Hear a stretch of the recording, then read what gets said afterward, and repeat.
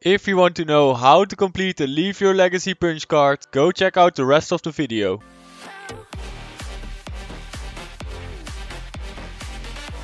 Every season there are many different legacy achievements. You can find them under the career tab, but they never show which legacies are in the game or how to complete them. Let me show you how to complete 50 different legacies, enough to complete the Leave Your Legacy punch card. Let's start off with the easy achievements. The first one is What a World. Land at the map and you get the first achievement. Number 2 is Swirly. They disabled whirlpools for a long time, but now they are enabled again, so make sure you use one in order to complete the legacy. For Castaway you need to throw a consumable, for example a mini shield or apple. To complete Fish Eating Grin you need to get 500 health or shield from Slurpfish. So the green floppers don't count, only the purple Slurpfish. In total you have to eat 10 of them, but make sure you have at least 50 health or shield to gain. The next set might become a bit harder. Let's start off with the Perfect Storm. Make sure you're standing in the storm while eliminating an opponent. You can also step into the storm in Team Rumble and eliminate someone in order to complete it. To complete Skeet Shooting, you need to eliminate an opponent while gliding. I recommend trying this in Team Rumble if you haven't already completed the achievement. For Get Over Here, you have to find a harpoon gun, pull someone towards you with the gun and finish him right after it. You can either keep using the harpoon gun or switch to a different weapon to finish your opponent.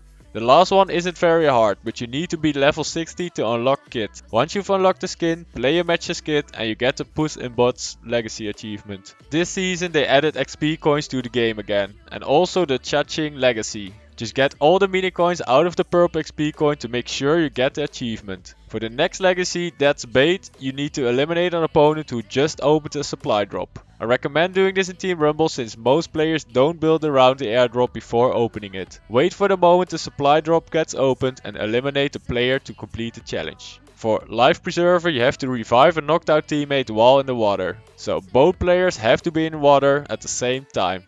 Next on the list is Beat 'em and Yeet. You have to eliminate an opponent by yeeting them. Basically you need to knock out a player on top of a building or mountain and throw him down. He has to die from fall damage. Or if you're on the ground, quickly build a ramp up, carry the player on your back and throw him off. There are 2 legacies linked to the pickaxe. The first one is My Axe. Eliminate an opponent with a harvesting tool. It also counts when you finish a knocked player with your pickaxe. The second legacy is an axe to grind. Earn pickaxe expert by dealing 400 pickaxe damage in a single match. But there's more. Every weapon has an expert achievement. You need to deal around 400 damage to get the expert legacy.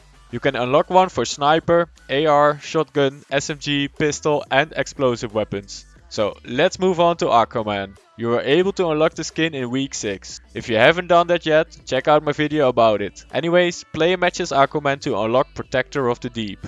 And you have to ride a loot shark as Aquaman in order to get the Shark King legacy. There are more shark related legacies in the game. Of course the killer ride, where you need to ride a loot shark. For those who don't know, use your fishing rod near a shark and once the shark pulls you in the water, you get the achievement.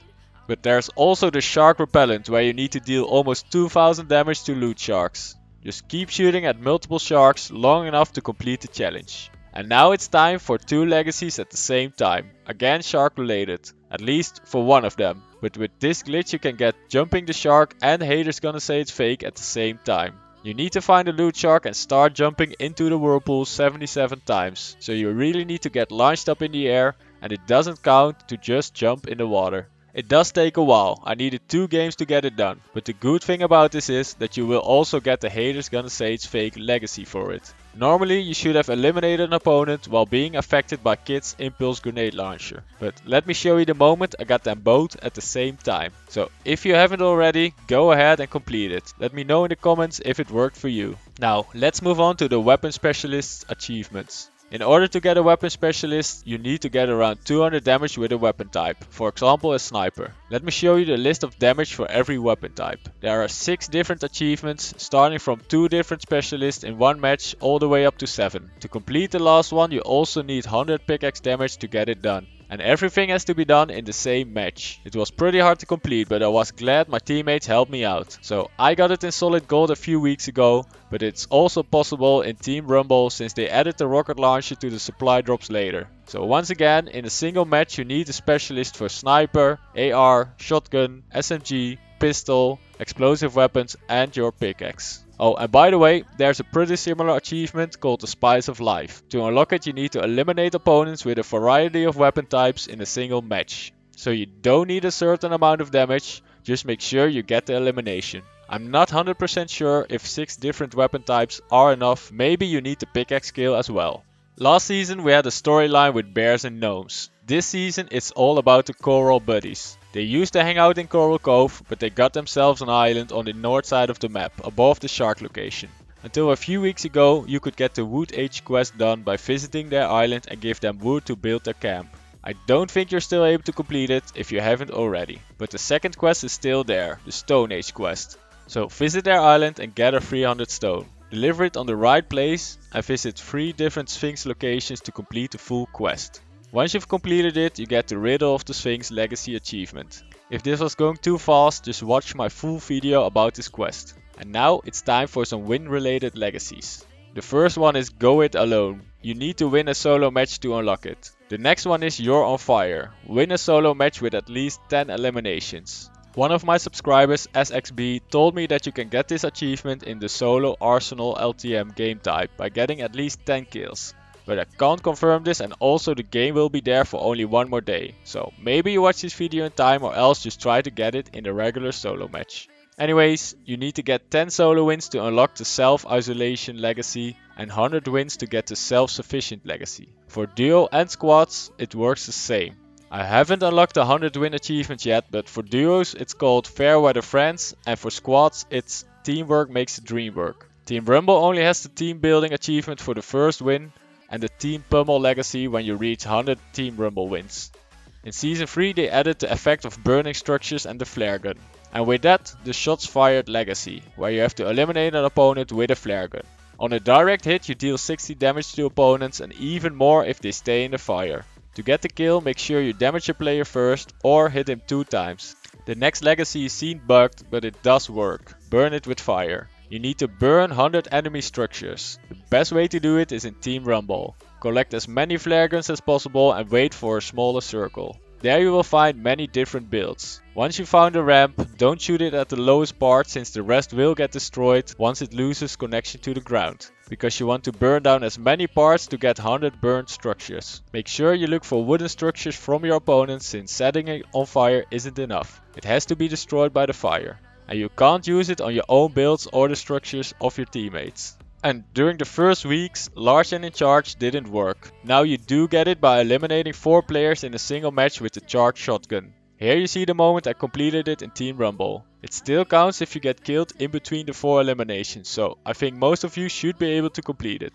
The Superb All achievement doesn't really work the way it's supposed to. The challenge says that you have to fire Jules' glider gun 52 times, but it doesn't work. You can only complete it in Party Royale.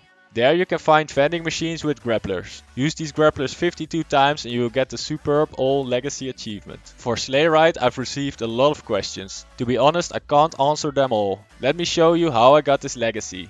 Many people tried it in Team Rumble, but they didn't get anything for it. So the idea of the legacy is to eliminate an opponent while riding a rocket.